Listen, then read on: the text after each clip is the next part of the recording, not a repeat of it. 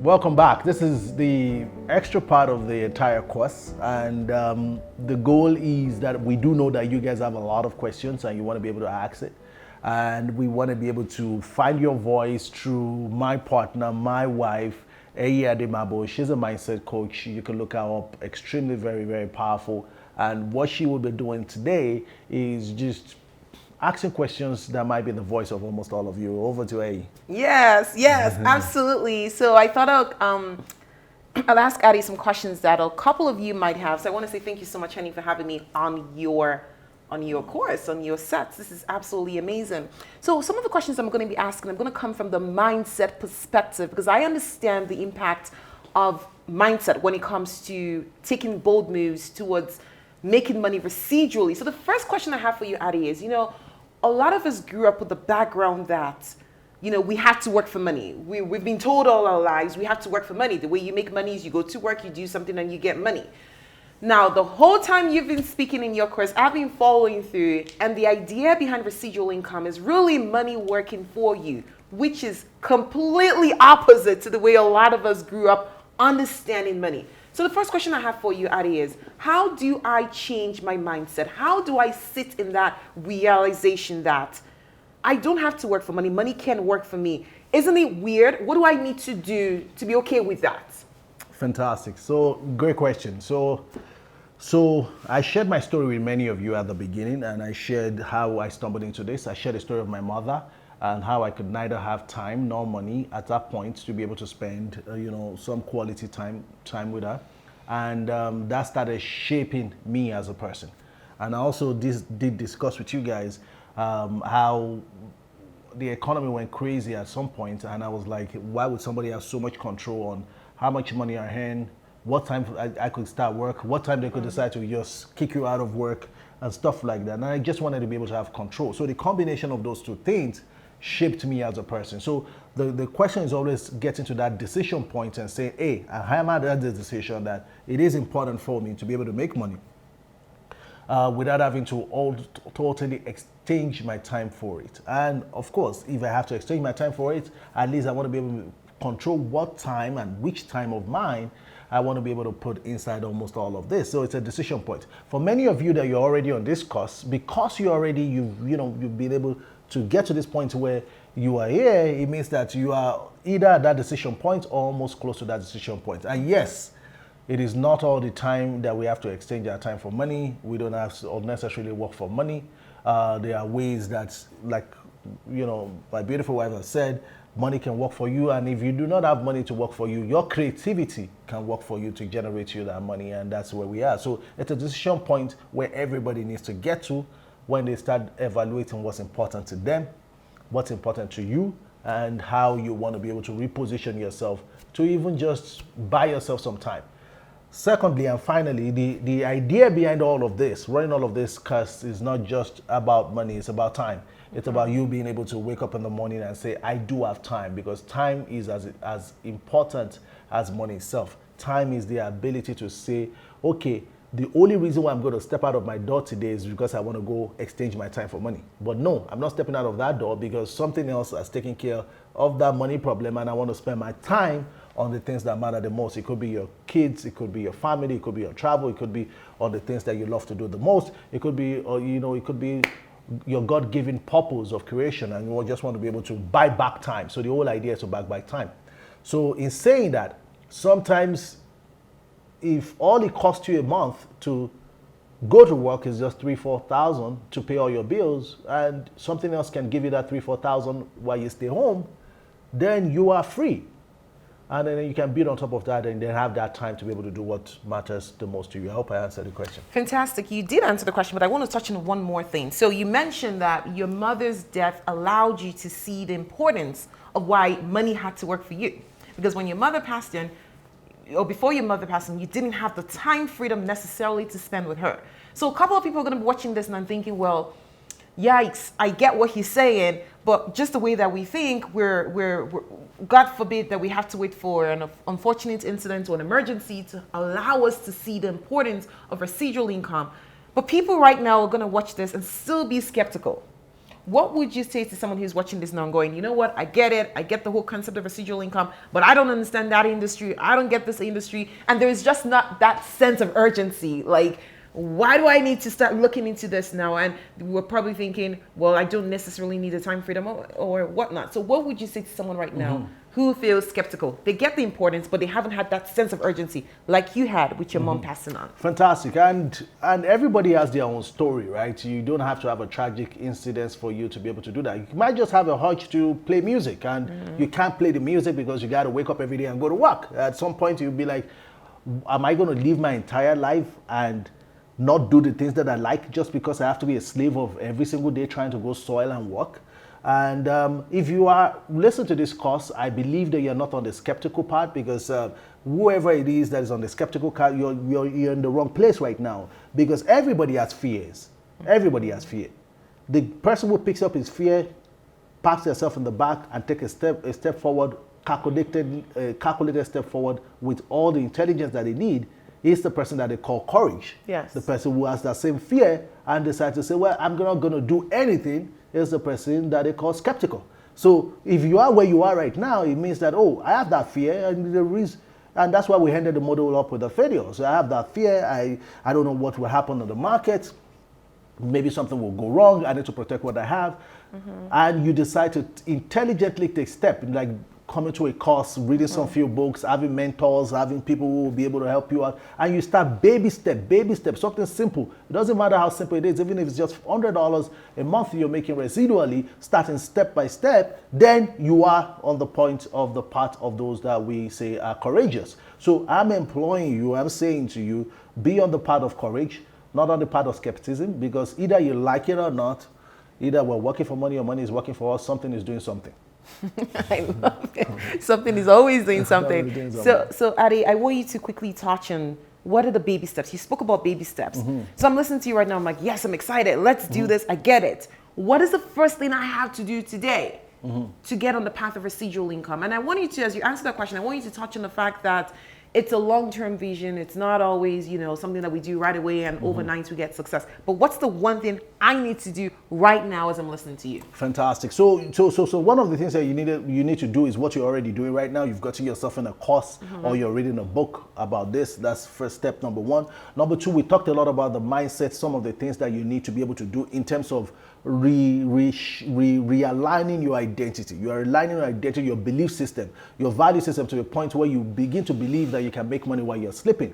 And yes. I did recommend some books that are on that. El Harrod's on Miracle Morning is a book that could be able to help you out on that. The 4-Hour Work Week is a book that can help you on that. When all of that mindset, you start realign, especially the Miracle Morning, you're realigning your identity, then next thing that you get is, okay, what can I do? They're talking this residual, what's the one that I can do with almost $0 a month? It could be drop shipping. It could just, hey, you know what, I'm going to take something on drop shipping and I'm going to place something on Amazon and somebody's going to buy and I'm going to point A to B and you start very little baby steps. It could be that. And it could be that next door to you is a restaurant that's really nice and then you say, you know what, why don't I help you repackage your entire social media so I can post something out there and people can order for your food through my platform and I can put a little tiny percentage on top of that and it doesn't cost you anything. All you have to do is just walk up to a place and creatively create a way that you can make money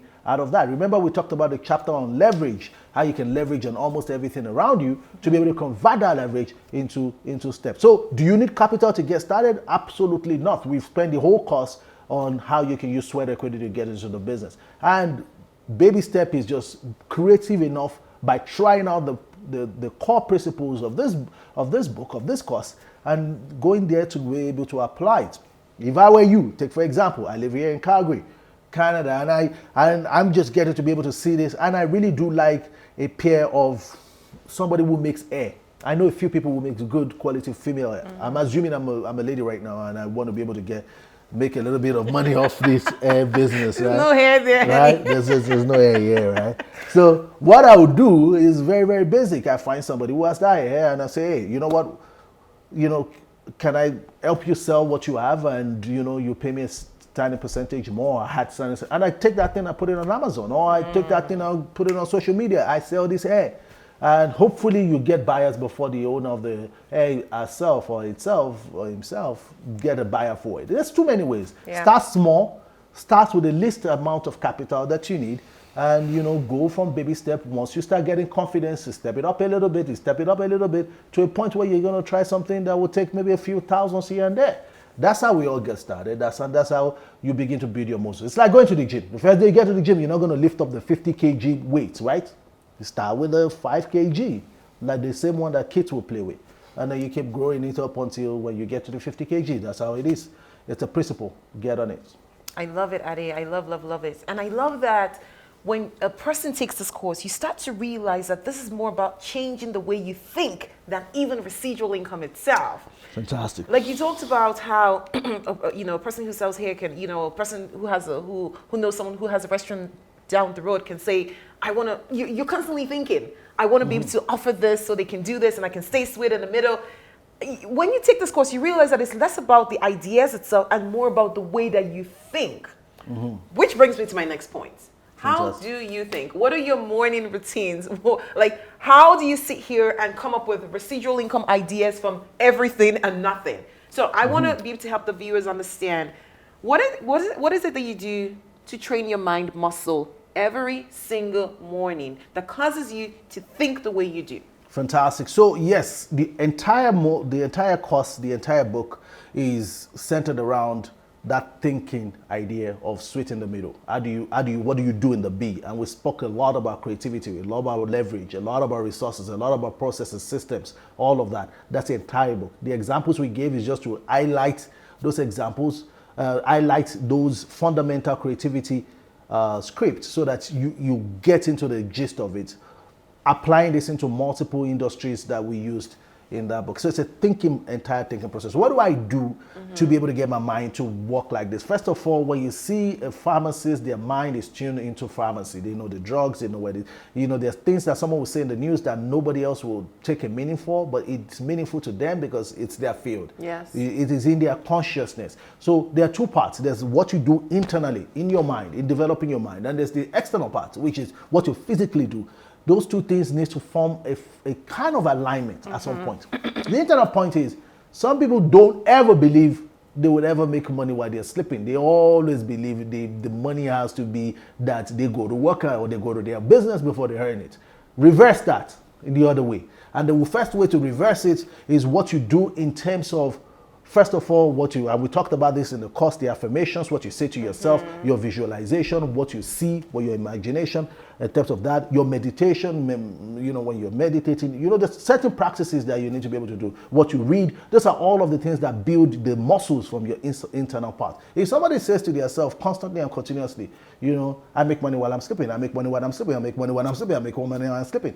When they are awake, one way or the other, the universe start dropping, they start putting on that part of the sensitivity of their reality, that it becomes sensitive, that they start spotting these things bit by bit. They start seeing it. They start seeing it, especially when you now start taking steps. You might not start seeing it clearly to the point maybe you started something so little, and that thing only gives you maybe $50 a week or $50 a month, and you'll be like, oh wow, it's real. Now I can sleep and make $50 or make $20. Yes. So small. Then because it's still small, it grows your belief to a point that when you now start saying that thing, you're now thinking, okay, how do I blow it up a little bit more? And I'll blow it up a little bit more. I'll blow it up a little bit more. Think about a guy who decides to go and put in money in the stock market. It's not going to start with $10,000. If it does, that's just dumb stupidity, right? It's probably going to start with maybe $100, $150, grow up his muscle, try it out. Oh my God, this thing works. Oh my God, this thing works. So it goes back there. There's things you need to do internally. You cannot get there without that internal belief, and that belief you can build yourself. And then, of course, baby step externally. And before you know it, A and C will start connecting in your mind as B. I love it. I want to highlight in something you said. You spoke about noticing something. So you know how the whole day can go by. If you're not tuned into that residual income mindset, you're never going to spot opportunities. And it's called the red balloon effect. There's actually a name for it. Tell us about a time when you have trusted your gut. You know that this is the way to go, and you've gotten there and oops, didn't work out. Fantastic. Fantastic. And I believe the red balloon effect is the Stanford University research they Studies, did. yes, yes. Basically, the red balloon effect says that when you focus on something, that's what you're going to see. So we can talk about, we may not talk about red Ferraris, but we talk about yellow Ferraris this afternoon. Yeah. Every single day, all day, for as long as you focus on red and yellow Ferraris, you are going to see yellow Ferraris everywhere you go. Fantastic. That's the Stanford paper. Okay. I read that paper. That's a Stanford paper. Fantastic. So I go in. So your question is, I go in, I fail. So we talked about that for most of you, again, in the failure part, in the last concluding chapter, where we talked about all of the failures that I have. Yeah, it's inevitable. There are points and times that you get in, it doesn't work, and you have to retrace your step and go back. And I've told you multiple times that we've gotten in and we've restricted our step. The most important thing is, you in your mind, you already know that at the end of the night, there's going to be money.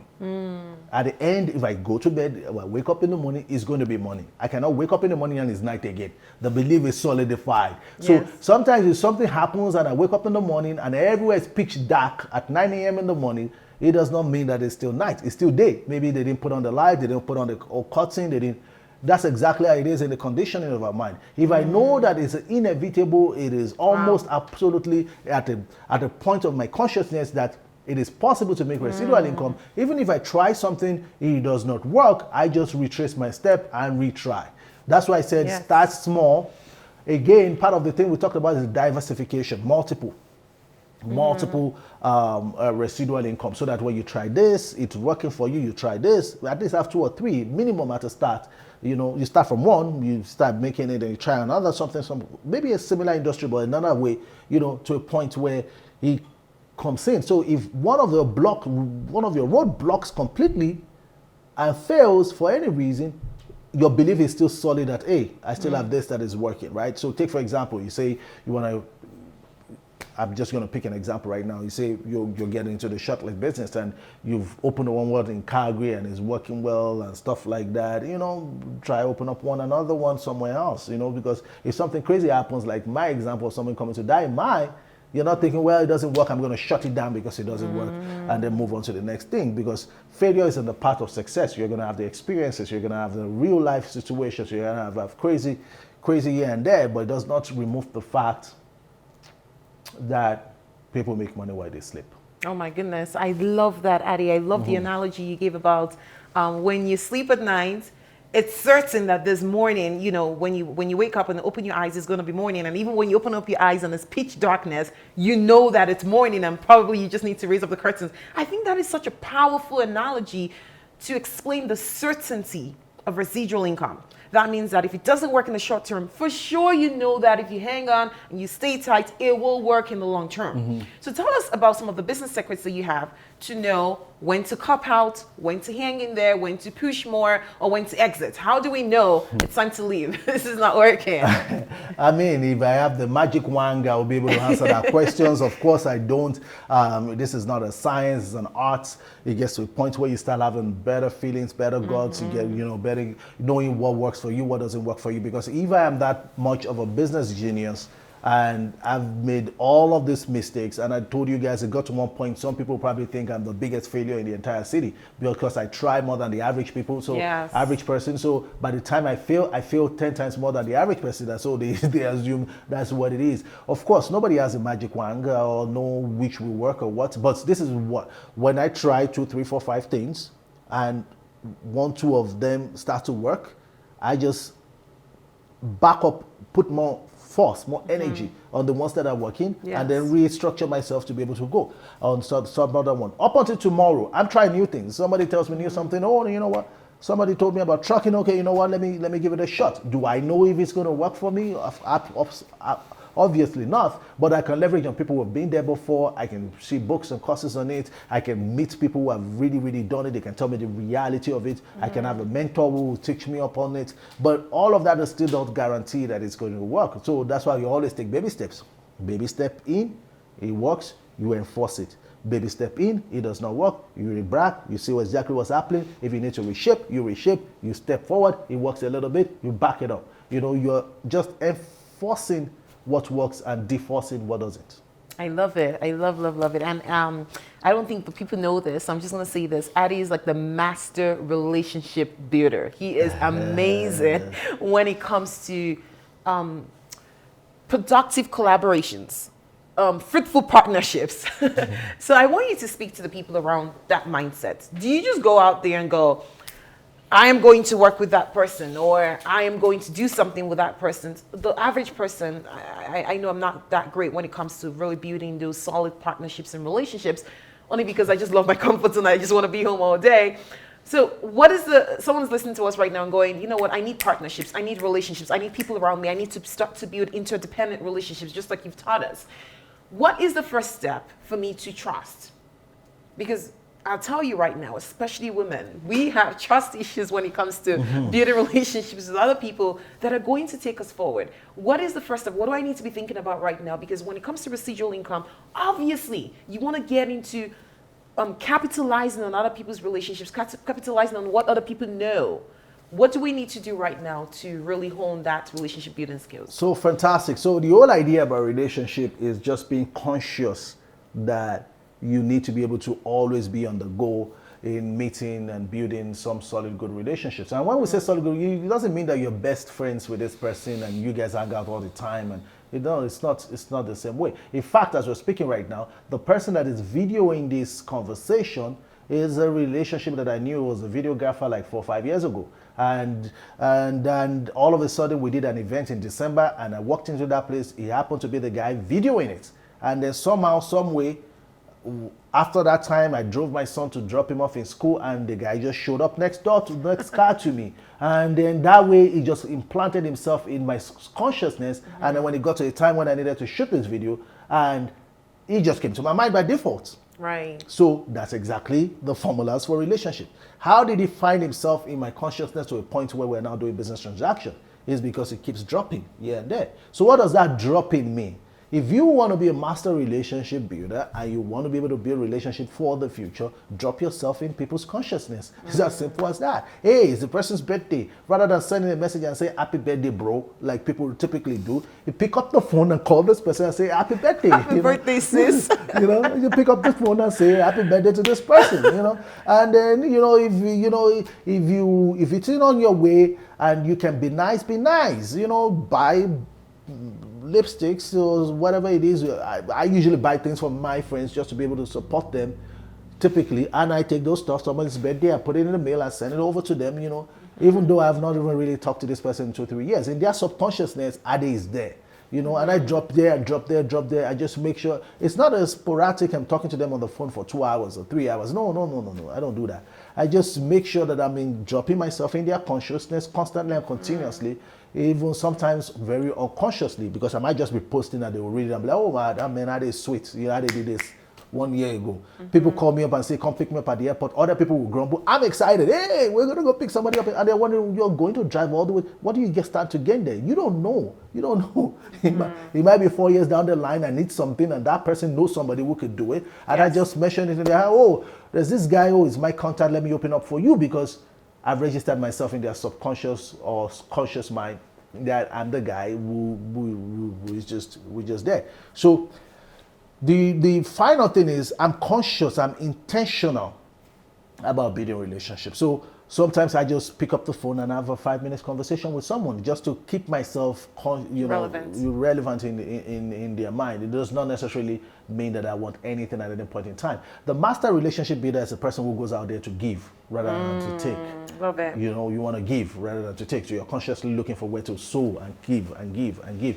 When I say give, it doesn't really have to be anything serious. It could be your time. It could be just buying coffee and sending it to someone. It doesn't really matter, but you're planting seeds constantly and continuously, because at the time when you need to be able to reap, you could decide to reap even in places that you have not sown. And that's just the principle. I love it. And this is the final question that I have for you. You talked about giving, serving, being intentional, and everything that you said, I was just noticing it was really you making that intention. It was you buying the coffee. It's you driving to the airport. It's you picking up the phone and texting and saying, hey, I know that you do this. Like, you actually put your friends' kids' birthdays on your calendar, and I learned that from you. But I'm seeing a different dimension to this. It's really just having that abundance mentality, and we, when we speak about abundance, some people think we're always talking about money, not necessarily. Abundance of time, abundance of being able to serve. So when it comes to residual income as well, how important is it for us to have an abundance mentality? To know that there are always going to be opportunities, there's always going to be money, there's always going to be things, whatever we're looking for, as a matter of fact, is looking for us. Fantastic, fantastic. And this is part of few of the things that we've talked about. When you get into the world of personal development, the first thing that you get to understand when you start understanding the universe and how the universe works and the principles behind the universe is that, first of all, God created abundance. God never created scarcity. There's never anything when they say limited resources is demand is and supply is a combination of limited resources, and price determines who gets it and who doesn't get it. Somebody's probably smoking pot somewhere because it's man that created that. It's not God. In the word of God, there's always abundance. Some people say, well, if oil finishes, oh my God, it's going to finish, we're going to die. No, something else is going to come. Something always comes. The universe is always in constant evolution. When oil is over, technology will come. When technology is over, robotics will come. When robotics is over, automations will come. When coal was over, when horses and carriages were over, cars were created. And now when cars are whatever, planes were created. When planes are done flying, cars will be created. It never ends. The universe always has created that ingenuity in man to always use whatever it has to create and evolve into something else. So first law of personal development and developing yourself is, first of all, abundance is a possibility. Number two is man created this whole idea of I have to always work for money, or I have to always wake up in the morning and go to some job or some business. There's nothing wrong with that. It's fundamental to how our economic system is built. But if you decide to be a rebel and say, I want to do the exact opposite, the universe gives you enough leg room to recreate your own results. Does it mean that you are not going to work? Of course, you are going to work. One of the principles of the universe is that we when we labor, that's when we reap. We got to sow before we reap. But the question is, you are now in control of what time you're laboring, what time you're sowing, what time you're working, what time you're going to put in some work at some point. But you are now in control. If you decide I don't want to work for 1 full month, you're not going to work for 1 full month. And then when you're back to labor, you labor. So the only thing where you put yourself in this equation is you are the one in control of when you want to sow your seed. Not some other person, not some weather, not some government, not some employee, not some business, you are in control. That's the whole idea, having time to do stuff. If you stop working and you have unlimited resources and you have all the time and you're sleeping in your house, you're going to die early. Anyways, the mind is a certain level of intellectual intelligence, of activity that needs to go on, that is tied to productivity as well. So there is work, and my wife knows this. I do something called a 90-day run for my work, when I just shot 90 straight days and I'm working 7, 8, 9 hours to build some bigger residual income in our portfolio. And when I'm done, I take a 30-day off, and I can decide to do whatever I want for 30 straight days. And I can decide at the end of my 30 days not to even do anything for another 30 days. But when I'm back, I'm back. So we will work. We were going to work. We were going to build a bigger base of our residual income, but we just have the control of the time of when we want to do it and how we want to do it and with who we want to do it. That's the beauty of all of this. And abundance begins to play its part by giving us leg room to be rebellious. I love it. And I love that you say you define work as how I get to work, with whom I get to work, the way that I get to work. Because sometimes we think, work has to look tedious. It has to look like toiling. It has to look like sweat on our brows, But I think it's important for people to understand that work can feel enjoyable. Work can feel good. Work can actually be something that you totally and genuinely enjoy to do. Like, I know you love the work that you do. And the more that you love the work that you do, the more you can thrive doing that. And this is why I always say to people, find the thing that you love to do. Find the thing that is a natural extension of yourself, because that's where your prosperity lies. But I want to say, my husband, you are so smart. You are so smart, and thank you so much for, having me in this bonus session. I actually think I'm not the smart one. I think you're the smart one for for always, being in the consciousness that it's possible. In case you guys don't know, my wife doesn't say no, everything is possible. You want to buy the unlimited beach pass? Yes. You want to fly the plane? Oh my, yes. You want to, you know what I mean? So that itself is an advantage, because if you do not have a partner that is in alignment with you, and every time you say I want to go 5 step, then they tell you need to go 5 step. You want to go 5 step forward, and they say, oh no, you got to take 5 step backwards. Sometimes it's a challenge, right? It means that even if you force your way through, you probably go 1 or 2 steps. But of course, yeah. So it's incredible. Life is abundant. You could be able to get everything that you want out of life. It will take some work. Some days you won't like it. Some days you will fail. Some days you'll feel sad. Some days, yeah, just human emotions kicking. That's where the place of gratitude comes in, because when you now see the type of life that you live and how far you've come, then when you're grateful, it puts you in this different vibration rhythm, and that kind of like hype it up for you to a point where you could be self-motivated to keep going. Again, this is not about getting rich and becoming a billionaire. It's not impossible with what we have, and building residual income. It's very, very possible, but it's just more about being able to cover every single thing that you are exchanging your time for, whatever that amount is, and just being able to be able to do the same thing and have that time at the same time, and then of course building yourself doing that. Absolutely. And on that note, we'll leave on a gratitude note. Since you're talking about gratitude, I'm so grateful for you, Adi, and I'm grateful for everyone who's registered in this course. Make sure you implement and execute everything that he speaks about, because it's not just enough to know. You actually have to go out there, roll up your sleeves, and do. So thank you. And from you? Fantastic. And look out for the Sweet in the Middle book. We're converting this into a book. Our goal is to make it a New York